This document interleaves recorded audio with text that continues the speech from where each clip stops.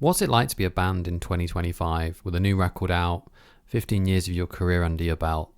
A band that's been critically acclaimed, being played on the radio lots, has an audience all over the world, who is known for their art and their magnificent pop songs. Well, those are some of the questions I asked the self-manufactured band from Liverpool, the wonderful Stealing Sheep.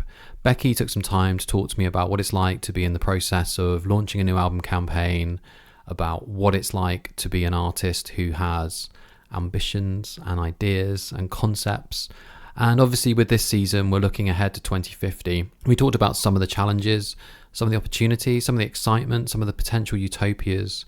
And with their new record company, I was really keen to understand what Girl, or G-IRL, is all about. So this is going to be a slightly different conversation to the ones so far in this series where I've been speaking to experts from outside of the industry. This is one of the first times speaking to an expert from right in the heart of it. Stealing Sheep are one of my absolute favourite fun pop bands. Their Big Wows album was a really big one for me. I saw them at the Six Music Festival having the most fun on stage. They love a little bit of Dayglow. They are well worth following on Instagram because they are very playful, mess around with it. And we're going to talk a little bit about them launching their new single called Let's Go. At the time of recording, it's just come out. It is this floro kind of poppy, slightly dancey, ravey kind of track, still keeping a lot of their kind of indie roots to it. And I think they're just an extraordinary band. And this is a really interesting chat. If you have no idea what it's like to be an artist right now, then strap in. You're going to learn a thing or two. This is the Giant Sound Podcast. I am Sean Adams, and I'll be back at the end with a few thoughts on what my takeaways were from this episode. The first question, if we hit fast forward on all the things that are wrong right now, what do you think music will be like in 2050? I would probably say that the things come full circle, so it'll probably be doing this again.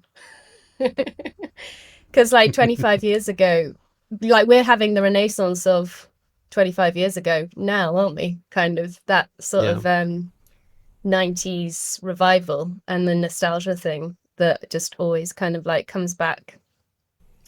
Indie Sleaze is 25. Yeah. In terms of fears, I guess the big fear for musicians is that AI finally figures out how to create new things that haven't been previously generated and sort of kills creativity. But I sort of don't believe that's going to happen. But I am optimistic. So what would a utopian 2050 look like for you? Utopian? Without being super cheesy, like if the music industry could clean up in terms of environmental impact, that would be pretty sweet. And also kind of like have just a more holistic, mindful approach to like productivity.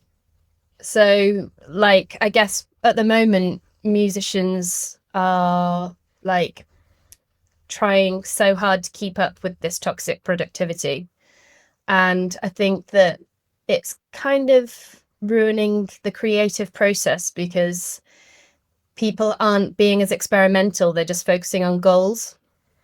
At least, you know, that's the effect that kind of like comes towards me as well. I'm just like, I must meet these goals and compete and keep the, you know, and I feel like it would be great if there was a mindset shift and creatives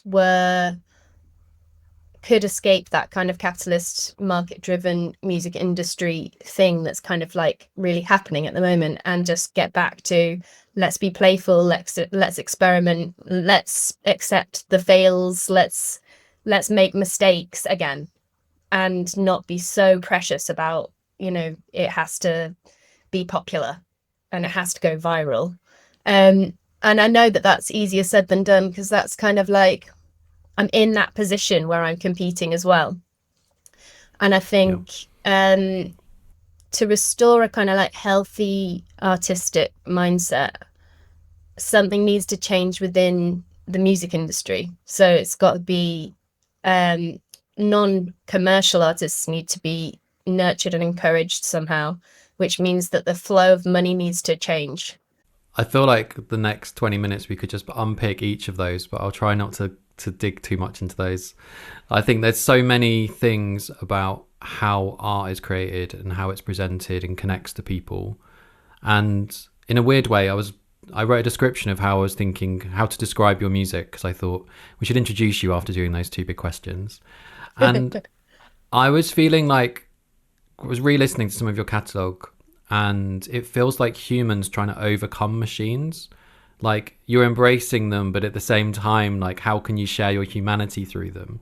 And I think especially with the recent project you did, kind of taking Delia Derbyshire and radiophonic workshop sounds, like that also feels like this almost like how can humans kind of grapple with this technology? So that's maybe not the best way to describe your music. How would you introduce what Stealing Sheep are and do? Well, what that triggered for me was also just referring to the AI thing. Is like if you look at what happened during that era with Delia Derbyshire, like fighting the synthesizers and the modern technology of the time, but then trying to humanize it. I feel like the same process is what we're sort of like undergoing with AI, because it's new and scary. We haven't figured out how to humanize it. But I think, like, if you think about how scared they were of a synth, and now we think of the synth as like almost like this lovely, comforting sound that reminds us of like our childhood and like soundtracks and stuff. So, and we think of it as very human, like an expressive tool now. So I think I always think back to that and think, okay, well, what if we shouldn't be scared of AI? What if it could be all of these really good things? So anyway, that was just a side hustle. Well, I think one of the interesting things that I've seen is people creating their own samples with AI and then being able to mess around with them. So then they're not ripping off anyone else's sound. They're kind of creating the kind of like foundational chunks that they might want, and then they can mess with them. And I guess it's like the way I saw it was a bit like Ralph Steadman starts his paintings with a splat, and it's different every time. And it's like if you can get AI to generate you that first unexpected bit, then what can you build and grow kind of from that? But yeah, I guess that question was more there's definitely going to be lots of strings we can pull at, but I guess you've been around for 15 years and your sound has evolved and changed. What are the kind of consistent things that you would think someone's never met you before, you tell them about your band, what do you often say? I always find it really hard, I think, to talk about myself but also it's just such an eclectic experimental project that doesn't really, I think what's almost worked against us is that it's not easy to understand what it is. And when we get asked like, well, in like workshops or mentoring and things, like what's the brand approach or whatever, it's like, well, there's no strategy, we're a working project on display at all times. You see us making the mistakes, you see it evolving. It's like a real-time reflection of culture in a way. I like to think of it as just like there's no finished product. It's like an ongoing identity crisis. You know, we're not a refined thing. And the other thing I like to think of it is as kind of like it's a girl band, but it's self-manufactured. And when I was growing up, it was all these polished manufactured bands that almost weren't real bands. They'd been put together and engineered, but we're doing that to ourselves, trying to create the concept of a girl band, but it's real people like being extremely instrumental in that process. And like we're so involved with every element of it, like cutting the music videos, directing the videos, drawing the illustrations, you know, all the music side, making the instruments. It's just like we do split hairs over how a hi-hat sounds for like 2 weeks. Do you know what I mean? But yeah, I think we definitely want joy to come across, and that was one of the big takeaways of watching you guys live. And I think the fact that you're creating this almost like living art project, and it's joyful and fun, because like a lot of art stuff is not always fun stuff. Like, yeah, is that feels almost like the DNA of the project from the outside. And I was curious, that sounds like maybe from the inside it's the same. It can be very painful on the inside. we've always, like, we're all really different people, but the shared goal that we all have is that we want people to obviously enjoy the music, but like we're serious about the joy, if that makes sense. And I guess we just want it to be a celebration when we're playing a gig, a party, and that's what we like about music as well. Yeah. The serious about joy, that line is going to stick with me. That's quite a good one. Yeah. Which brings me to my next question, almost like segued perfectly. So you've decided to start a record label, and how much has your collaborative approach to what you've done so far, like working with creatives and creating your own things, how much has that informed and inspired you to kind of create your own, I guess, means of production? The record company was often the last. If you were self-manufacturing as a band, having to rely on the record companies to do the last bit, maybe you couldn't finish the process as you wanted. I think the thing that's appealing about the label, because we have put it off for quite a while, but it's almost been like we've always wanted to do things our way, and that's actually made it really hard for other people to help us in a way. So the thing about the label that we're sort of enjoying, although it's very scary as well, but the enjoyable element is being able to share the platform with other artists, which is just starting, to create a scene, which is something that we're really invested in, like strengthening the subculture that we're in by uniting with other artists and other bands that are on a wave with us. That always feels really appealing and exciting to us, to be like, it's not just us, it's like all of these people. And the fluidity of just like, I want to be able to release this other version of this song or this demo, because there's something in the demo as well that I want people to hear. Just like the ability to do what we want and change the system that we're always being like confined to. Were there any labels in particular that came to mind when you were thinking we want to do that? Or had you seen sort of through music's history?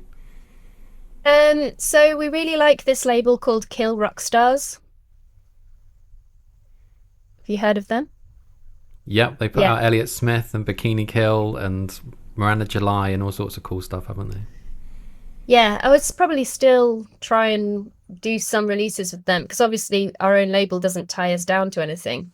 But I think artist friendly, like obviously, there's a reality to the economics behind like releasing music. It costs money.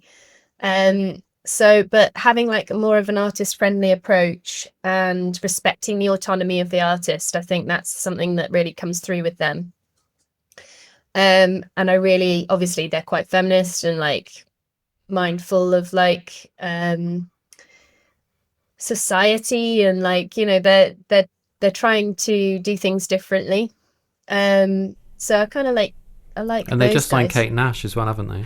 And they've done that really cool thing with Kate, who I think she's really in like a really strong era for herself. She just seems to be really owning it. And that's really inspiring to watch, really, because there's people like her and Self-Esteem and a few other artists. Well, the obvious ones like Charlie XCX and Caroline Polachek as well, that have their success has been post their first album hype. It's come much later, when they're actually more realized as an artist, and there's something really inspiring to see in that, especially where we're at when we're 15 years down the line. And it's kind of like a shame that everybody's interested in you when you're really young and less interested in you when you're older, when you've actually got something, when you've refined your work and your craft and you've got something better to say. I think there's a bit of a mistake in that the industry is supporting like the young energy, which needs to happen too. But it's like, well, what about all these other voices where they've dedicated their lives to being artists? Like, surely that needs some gravity. And so, and we've really like had a hard time like coming back into the industry as well. and sort of almost feel like we're almost like ghosted by industry people. So it's definitely requires a lot of like self-confidence to be like in Kate Nash's position, where she's like, it's been really shit, nobody's interested, okay, I'm going to do it anyway, and then it, you know, accept the possible failure that might have. So anyway, it's good to see those guys doing really well. And yeah, just if nobody's going to do it for you. The comment about kind of how long it takes, like, I think it was interesting that a lot of the bands that broke in the mid 2000s were often a band that had been a band and became another band. Like, I worked with the Kaiser Chiefs. They'd been Parva for I think nearly 10 years at the time. I think Franz Ferdinand had been another band for a while. The Walkmen had been in, I think one of them was in Jonathan Fire Eater and some other bands. And I think when you actually start to look at who's been successful so far in the 21st century, like Self-Esteem had been in a band for a long time, and it's like, I think we're seeing like Caroline Polachek was in Chairlift for years, wasn't she? And I think there is all that kind of finding your footing, discovering who you are as an artist, because otherwise you see all these acts that they come out with a debut album and then people expect them to keep making that record over and over again. And I guess in a way you've been sort of blessed with the ability to evolve and change and find what excites you now and know that you can get on and do it. We're just so like driven by the actual creative process, and that's something that I also see in those artists. It's like, well, we're still here because we're still being creative, and we're not just trying to do it because we're trying to, not even doing it for money or a career really. It's just like, well, I'm gonna make it, please somebody listen to it. You know, I'm still here, I'm still doing it. But obviously, like, to compete with this like really saturated kind of online game, it does take the extra kind of like, what I want to say is like, you kind of need like a genius mind on board as well to cut through all of that. But you know, it's almost like that's the art form these days as well, and that's the creative challenge as well.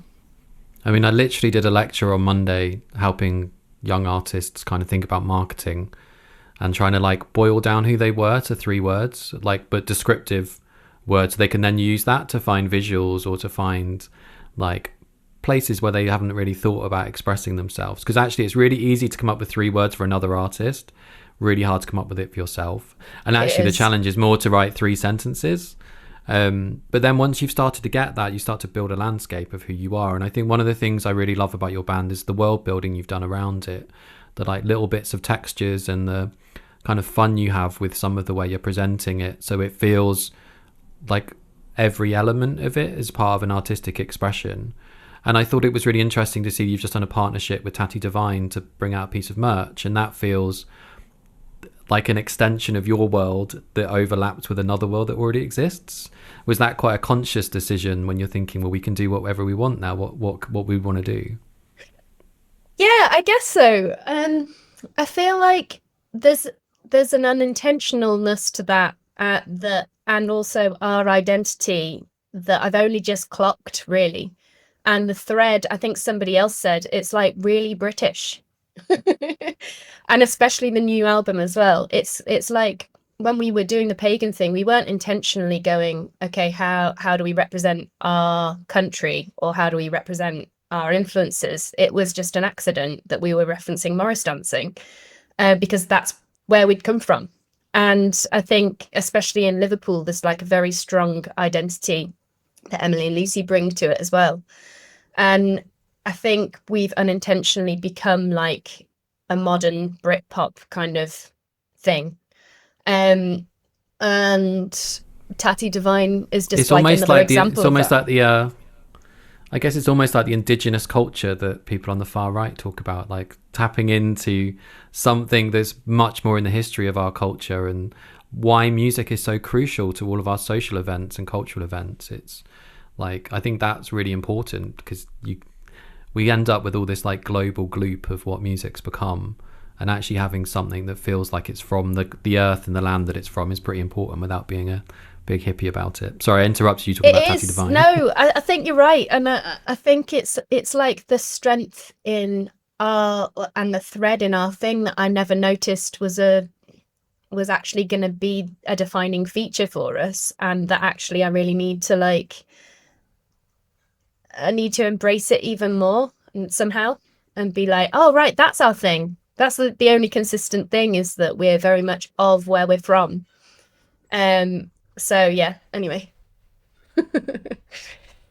No, it makes a lot of sense. And it's like, it's good to know that 15 years in, you can still have an epiphany about what you're doing. How important is the modern city of Liverpool to your music? That's a really big question, because it's just like pretty much everything to us. Like, obviously we did this really amazing thing for the Eurovision, where we kind of got selected to art direct a big welcome show. And I think that was like one of the best things that we ever did, just because we got to explore this brief which the council set for us, which was all about celebrating Liverpool and how we would do that. And that really just was such an exciting, amazing project to be part of, and sort of like directing, and just like bringing all of these things like Paul McCartney, the Beatles, the Zootons, just like pouring everything that is Liverpool into like a stage show. So artistically, it shapes everything. And then there's the kind of like actual art community of like people that we work with on a day-to-day basis as well, and that network that completely keeps us alive. And it's a very Skillshare-y zone, because not many people have got any money to spend, so it kind of just relies on that like loving relationship of like friends helping each other. And that's another thing that's led us to this like label thing, is also recognizing that there's no opportunities in music for anyone here. There is no record label really, apart from, I suppose, Modern Sky. So there's a label that worked with Ladytron, but I think that guy, like, there's not like a big history of labels, is there, from Liverpool? Not really. It just feels like, well, I was chatting to the head of music as well at Lipper, and he's got all of these amazing musicians coming to university to study music, and they've got nowhere to go when they've finished. They've got no release platform or anything. So I feel like this, Girl doesn't intend to be like a huge, big money-making label. It's just like, okay, let's create a network where you can actually release music quite freely.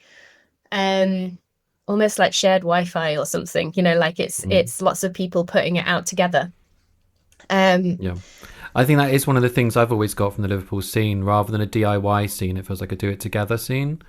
And I think there's a slight shift in mindset of the collective endeavor. And I guess politically, Liverpool's a city that's a little bit like that. And I think when an injustice happens in Liverpool, it happens to Liverpool. It doesn't just happen to the people directly impacted. And I think it's quite a unique thing about the city, and I'm sure there's other cities around the world that have got a very similar feeling, but I feel like the Beatles overshadows a lot of the time.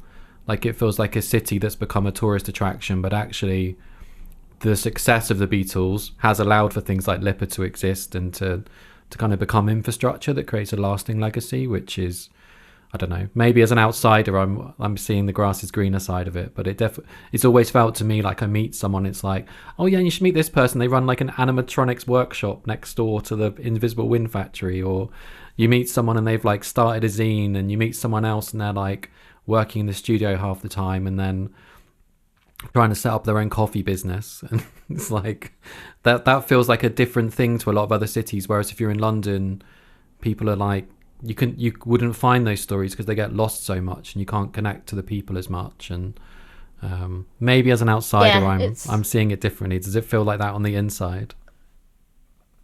It feels like that. It feels like a village where everybody knows each other, so everybody is trying to help each other. And I feel like everybody is doing it not for a kind of industry reaction as well. People are making a zine in quite an authentic way, or, you know, like there's not much money in being an artist in Liverpool. And so if you are doing it, it's very much for art's sake, which also maybe has this kind of community feeling to it. And everybody can also empathize with not being successful. So you kind of want to help each other out, I suppose.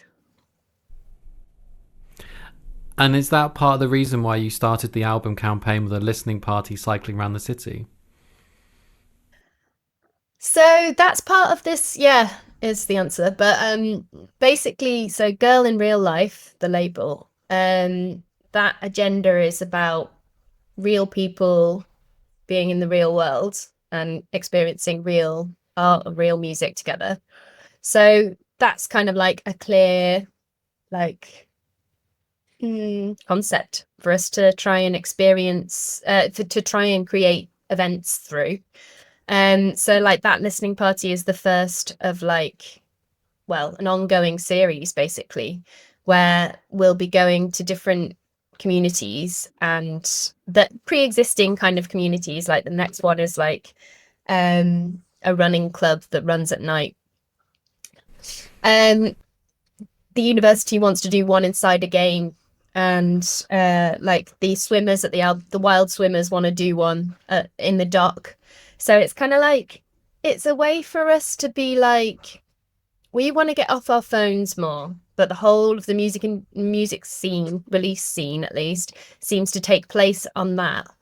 And we can't like go completely against that. We have to go with that a little bit too. But I think we're trying to find things that connect us to real people in an interactive way.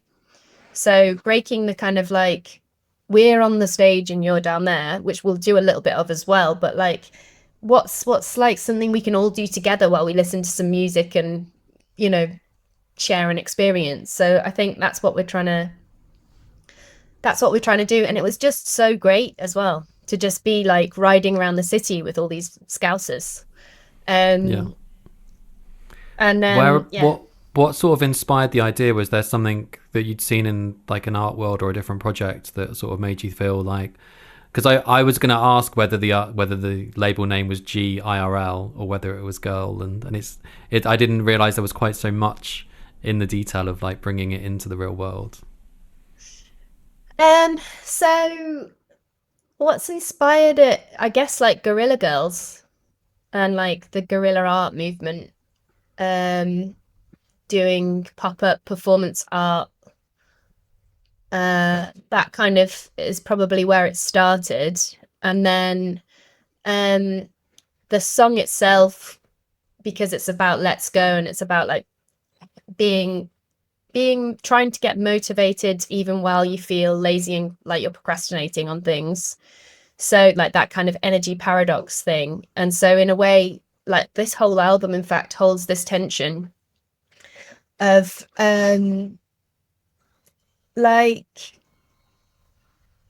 motion. So we really need everybody to be like using their bodies somehow within the listening of the music. So then we started thinking about activities, like what are the activities we could be doing when we listen to this song. It feels like I'm cycling, or it feels like I'm running to this one, or it feels like we're roller skating on the dark in the sunset. So we're trying to like find like the spaces that like fulfill the feeling of the song. Makes a lot of sense. Like Grassroots Peloton.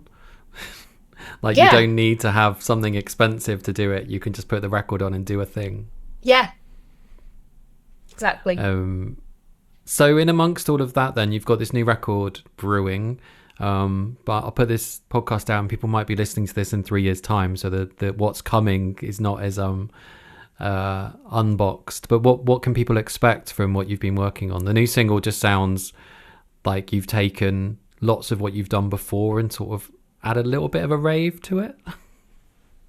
Or taken like bits of what PC Music kind of did that inspired Charlie XCX or something. It was like, it felt to me like a kind of shift and the tectonic plates of what you're doing, rather than a kind of complete rebuilding of who you are. What does the rest of the record sound like? So the rest, did I not send it to you yet? I should send it to you. So the album itself is called Glow. And that also has like a concept to it. It's girl life online. And that's still like the music itself took us like 2 years to kind of create, in a studio in the Invisible Wind Factory in Nan's house studio with producer Joe Wills. And your question was about whether it's like different to our old stuff, was it? Yeah. I feel like it's really different, that somebody else might be like, oh, it's Stealing Sheep.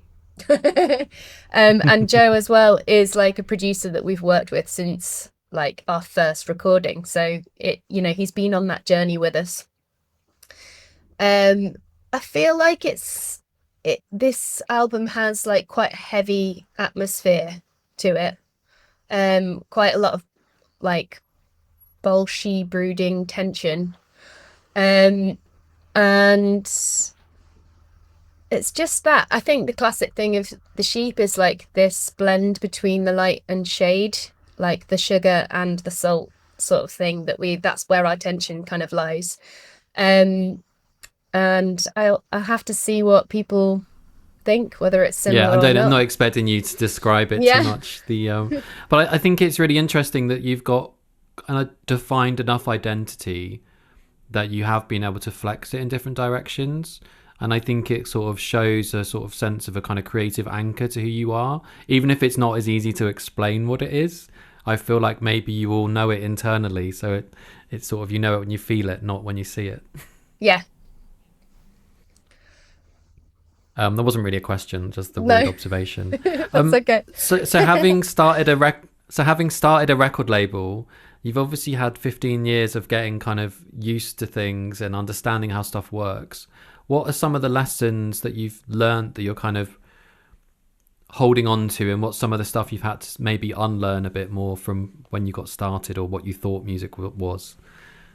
Like, and I think that applies to both releasing it as well as making it and performing it and like presenting it and all the other stuff. So I feel like you're pushed to be even more creative these days, because it's more competitive maybe, but like especially with the self-release, I don't know if we're even like, we've only just started, but I feel like it's all a bit of an experiment, and there isn't really a formula, and you never really know what's going to catch, I suppose.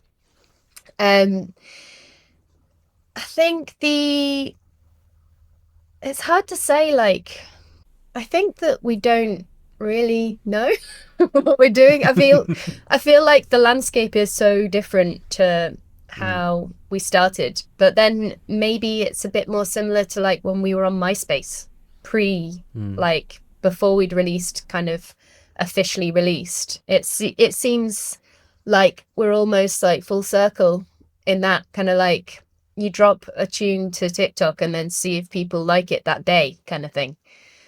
Which is kind of reminds me of when we were feeling quite free on MySpace, because you could delete it the next day if you didn't decide you liked it. And I suppose like the nice thing about like your own label is you've got the power to choose what to do with it at all times. And yeah, I feel like nothing's set in stone, and there's just like, it is like the Wild West again. Yeah. It definitely felt like that running my label again. Yeah. It was, I'd like to get some tips. I think, well, I guess the main things I took away was like, I put out the Anchoress did a covers album called Versions, not covers, reworkings, I think technically was the term we used, of stuff she was releasing on Bandcamp Fridays throughout lockdown. And we kind of went through the process of like, what should this be as a collection? Like, the first thing was like the format of the vinyl, going back to what you were saying earlier about the environment. We went with like eco vinyl, And it's kind of nice because it's made up of parts of other people's records, and the music Nice. itself was, and it's like being able to bring kind of weave a thread through the concept. But the stuff that really hit me was I put out some other singles on the label, and I released a track by Faith from Pins, and it was just like eye-opening to think an artist that's kind of reasonably established, it was like starting again, putting a new song out, because you've kind of got to warm up the algorithm and all this stuff. And I'm like, but this music's connecting to people. Like we were doing all these different things, and I think lots of conversations, people going, well, press and radio doesn't matter as much anymore. I'm like, what, really? There's like 2 million people listening to Six Music. I think that matters to at least 500,000 of those people that are tuning in most of the day, and the people that tune in the rest of the week. And I agree with that. I feel like that's also part of the girl in real life thing, is like, well, radio is like a real time experience. So that sort of like fits exactly with what, like, why aren't we listening to more radio? And, I feel like that would be like almost like one of the biggest parts of like being a record label.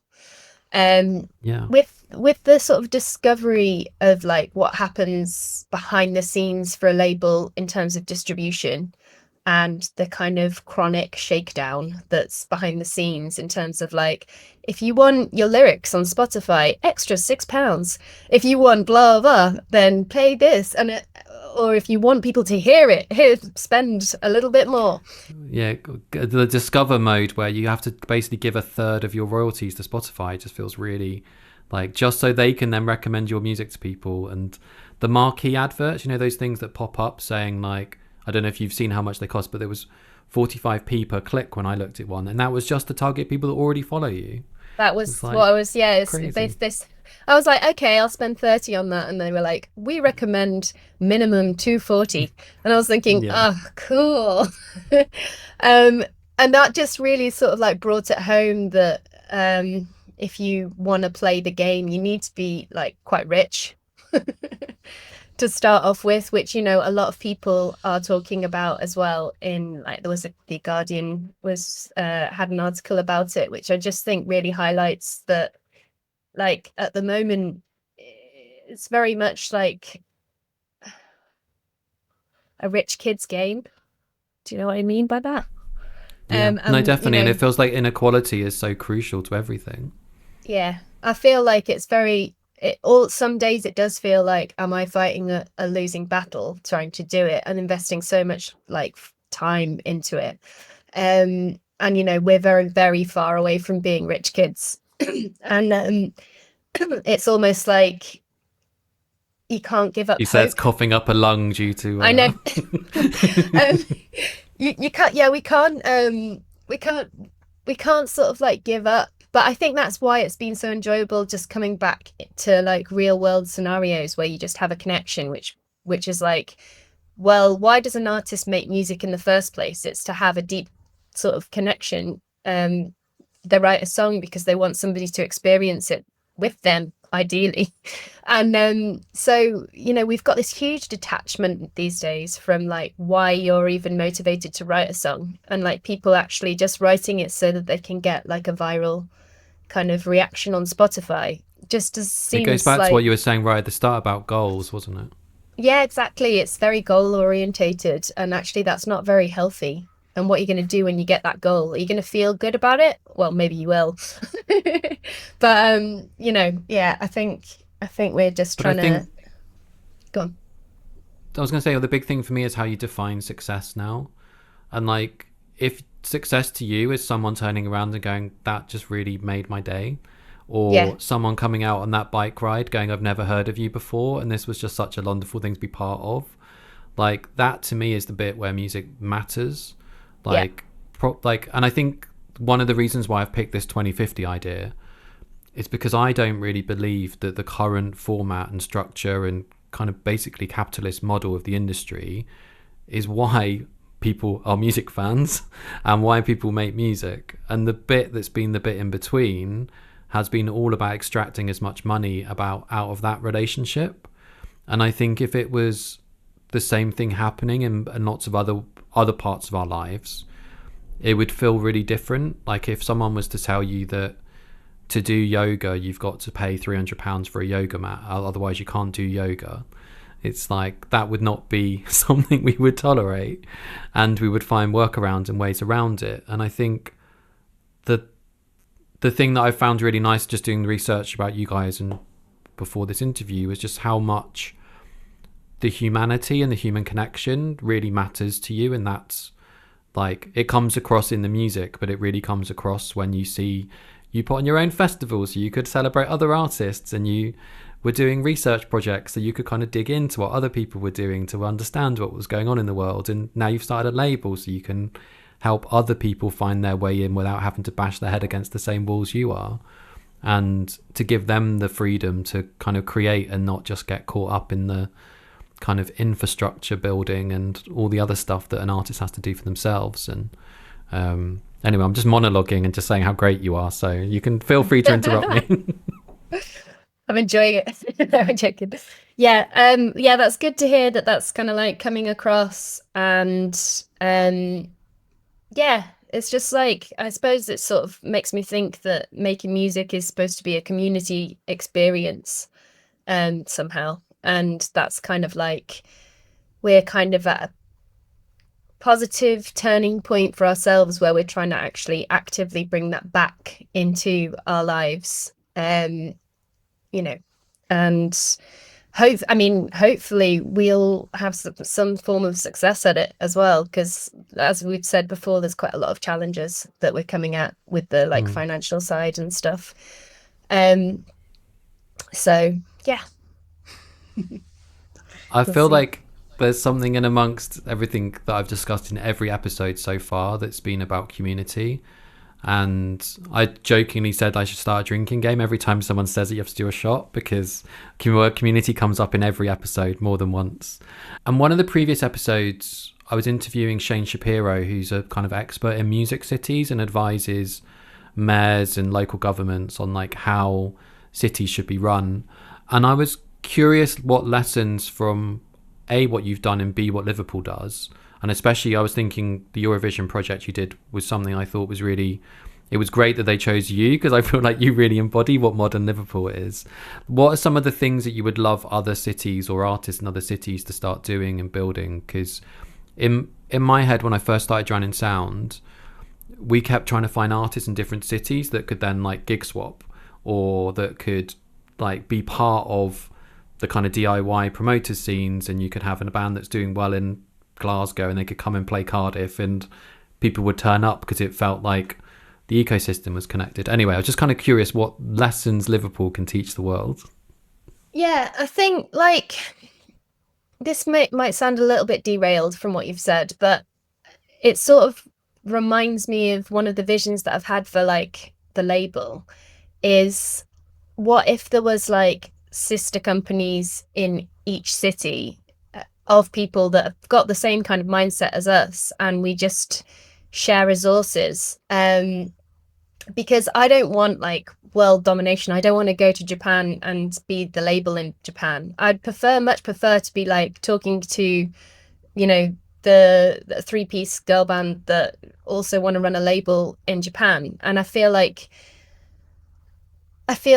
these kinds of things do need nurturing from their city. So like we've had a lot of like support from our city based on like the legacy of the Eurovision and stuff like that. I think if cities realized how important that feature was, like a real art scene with real musicians and coming together and creating, and the kind of like almost the attraction that brings and the excitement that brings, it's a huge like cultural export, and it should receive so much more in terms of funding, really. Not talking specifically about Liverpool, but like all of these cities, especially in the UK, because it does feel underfunded. It's just like, how do you help a grassroots community thrive? Because that's where it all starts. And like a band like us should have gone much further, really, but we just didn't ever have the money to. So really, like, and Liverpool's there wanting to be proud of us and puts us on the big stage and stuff, but we just don't have the follow-up like infrastructure to like take that further. So yeah, I guess like more action and funds to help like the grassroots scenes. So the thing I think I haven't mentioned to you is this year's podcast is all a research project to try and kind of go, these are the things that the governments and institutions and people with money need to do to change music. And when you were talking then, I was just thinking how there's probably a band like you in Hull that are trying to do the same thing. And when you go to Hull, you might know who they are, and they're playing to a kind of smaller crowd there, and you might get them as your support band. And then you might go to Dundee and there's a similar kind of setup. And I wonder if it's taking some of the kind of Fugazi, this band could be your life kind of era of starting a label, starting a scene around it, like building those, like compilation albums used to be so good for like cross-pollinating audiences, and like it feels like something's broken and a lot of people are starting to wake up to what some of the fixes are. And I feel like maybe starting a record label isn't the answer, but it's asking the right question, and it's putting its kind of time, attention, energy where it thinks this might make the difference. And I wonder if the thing that we need to do is like there was a project I came across called Pop-Up Democracy, where you can essentially like get this kit and it's almost like a box you open of how to run a political campaign in a town.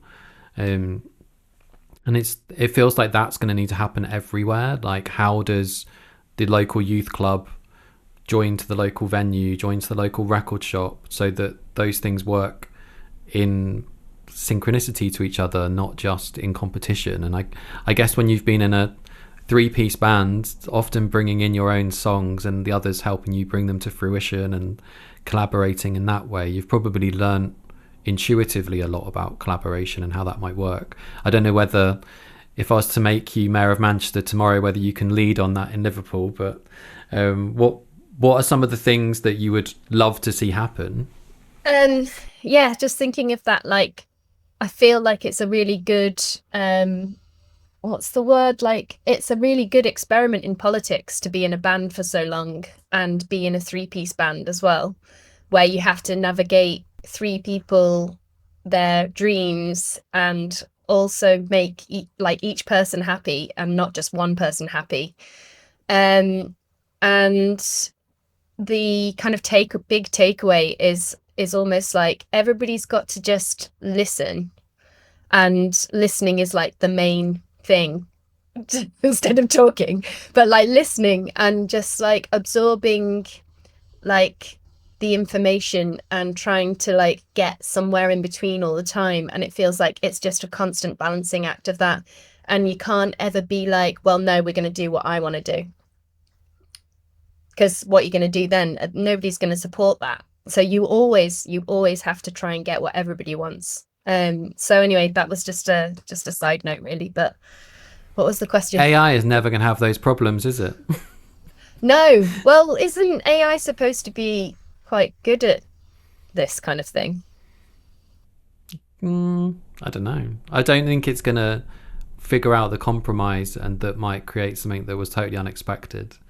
And it's not going to find out the thing that was worth having the kind of sticking your neck out for and having the conflict over. Like the thing that you was not stubborn about, it's probably not the right word, but definitive about this was the kind of the way that something should go. And I think I've got one last question for you. Go on. And it was only because when I was looking you up, Daft Punk came up a few times as like a reference point. And I had this theory that Daft Punk were kind of like the Led Zeppelin of our generation, how they kind of like shifted the sounds and the landscape of what music is. And one, is that a stupid theory? But two, what would be the artist you would hope now have kind of shifted the sounds in music? I feel like Charlie XCX has like changed everything. As a kind of like British artist, I feel like she's really iconic in that kind of like she can literally, she's got so much power to like change culture, and she's got so much power to change like music industry standards and things like that. Like her interview that just was like, I'm not going to make an album, I'm going to make a mixtape. And then it was just like, boom, there's the, but then she did, obviously, then she just brought out Brat, which was like the biggest album listening experience that we've had for years. Yeah. I feel like maybe it's just because she's like really prominent right now, but who are you going to think? What did you think? I don't know. I've been trying to figure it out because I feel like whoever it is I should interview on this series. So I'm sort of getting people to nominate who that person could be, because I think the 21st century has been overshadowed by the past. And I don't know whether anyone has really stepped into because like, even if you look at Bjork, like her kind of early kind of impact was before this 21st century. And there's obviously some really significant records that have come out over the last 25 years. But I've been really struggling to figure out who that, because I think Daft Punk have really shifted, like, but again, they came out in the 90s, and like turn of the century was kind of when I don't know, it feels like an exciting question to ask, because we probably won't know for another 10 years who it was, because there'll be the generation of artists that kind of came out of it. I just kind of like throwing a question out there. Yeah, I mean, Charlie X also, she credited Daft Punk for exactly what I'm crediting her for. So maybe that's the like hand-me-down that we're looking for, because I guess it was Daft Punk. The babushka doll. Yeah. Bjork, yeah, she's huge, isn't she? Hugely iconic, changed everything. It's interesting that most of the people I'm thinking of are women as well that have changed this century so far.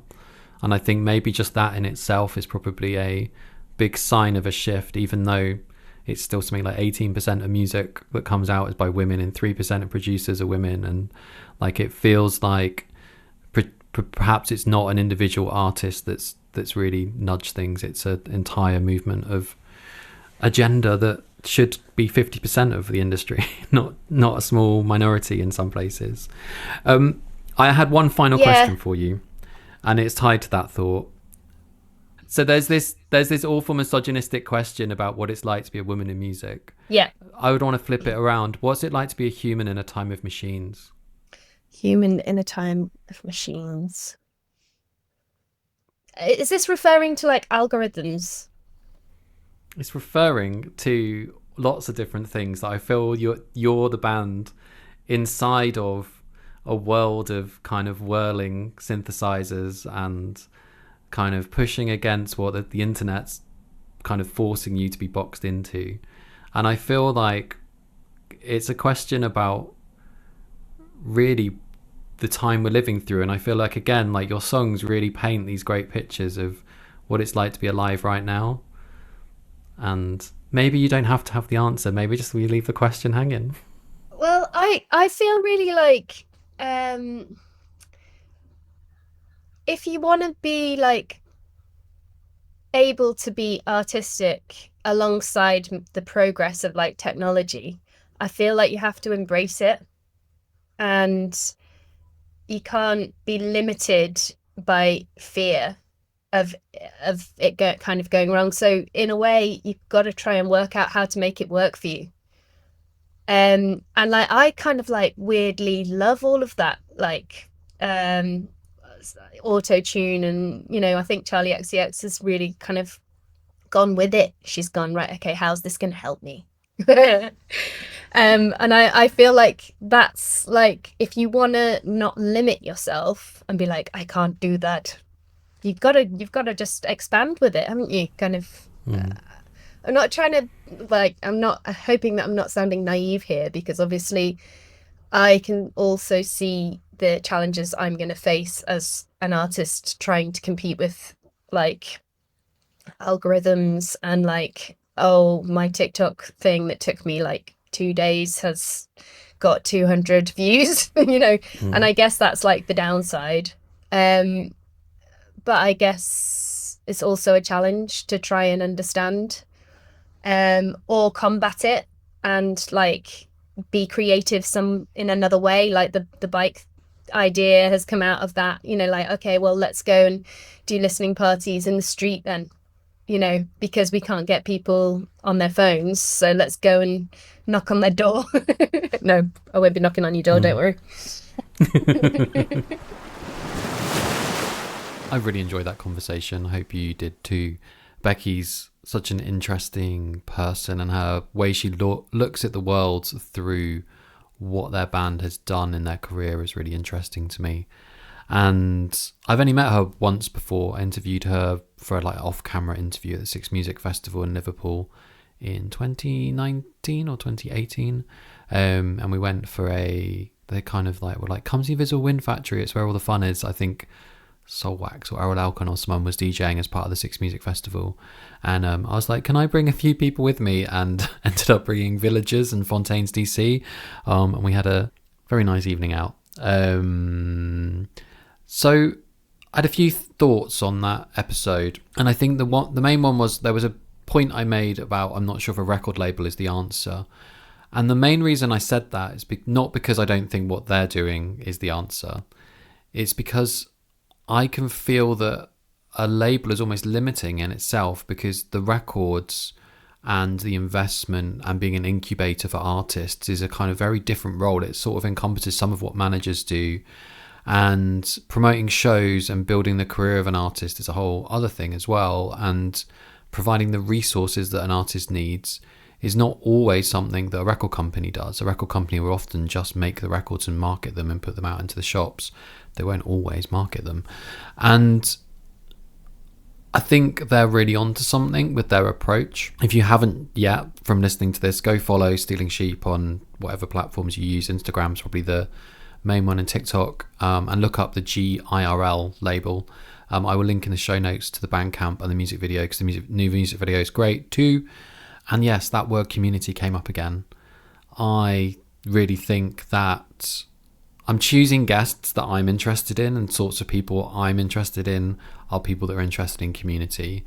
And I think that's going to be so crucial to the future of the music industry, to really consider what community is and how we allow it to thrive, and not just make it a throwaway word about starting a Discord. Make it about infrastructure, make it about connections, make it about the ways in which we operate, and trying to ensure any profits are going back in to help sustain the community, and not just extract from it. A bit like, I don't know if you've ever been to one of those honesty bars, where some fancy hotels that I've been put up in over the years. I think I've only ever stayed in one place actually with one, but you buy a drink and you put down what you think it should cost, which often means pouring a very large drink and paying for a single.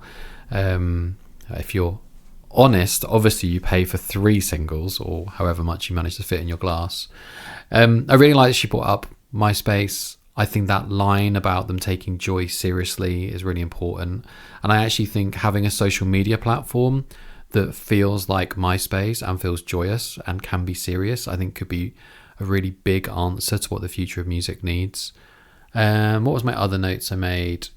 Like shared Wi-Fi. I really love that line. The idea that you're creating a label and a resource that feels like it's providing a service, and that's something as people needs as much as they need Wi-Fi. The label I forgot the name of that Ladytron was signed to was Invicta Hi-Fi. My other note was real life experiences offline and the Guerrilla Girls. And I think if you're not familiar with the Guerrilla Girls, they're an art movement. They're well worth looking up. Anyway, this was an hour, this episode. I've been trying to keep them under that, but I think I might just by a minute if I stop talking now. So I've been Sean, your host. This has been the Drowning Sound podcast.